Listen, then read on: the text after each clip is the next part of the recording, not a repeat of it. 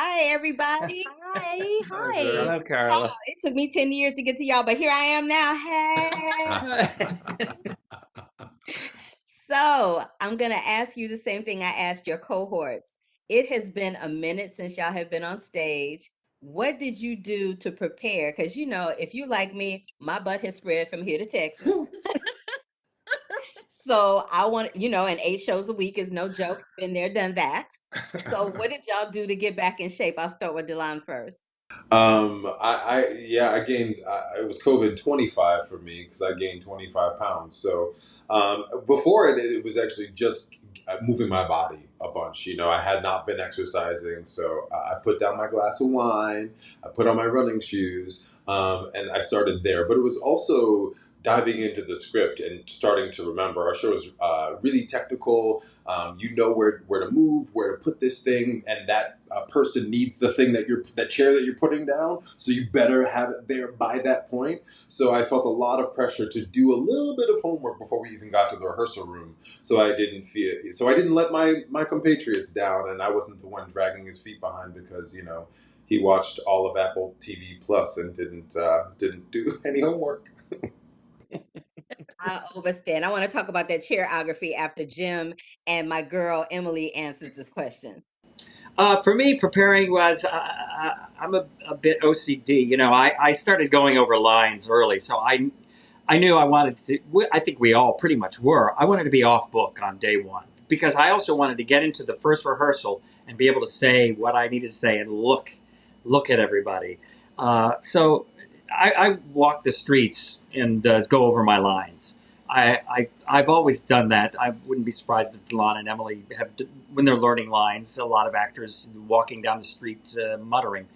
So, and going over the dialects too, because I speak in the Gander dialect and a British. So I don't have one line as an American, say.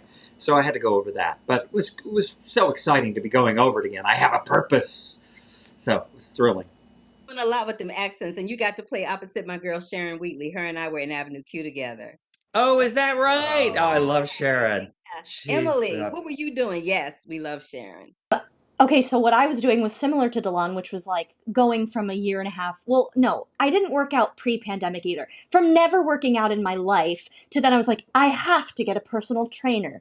So for like 2 months leading up to it, I was like, I'm going to work out 5 days a week. It was horrible. I don't even know if it did anything. But I also want to say, I feel, speaking just in terms of how our bodies have changed in the last year and a half, so many of us, and how they continue to change and evolve over the course of our lives, because that's what bodies do.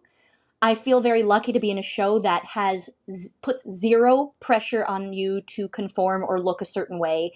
Any pressure that I was feeling was completely self-imposed, and the team and our costume coordinator, she reached out to all of us and said, listen, if we need to get a size up in jeans, we'll get a size up in jeans.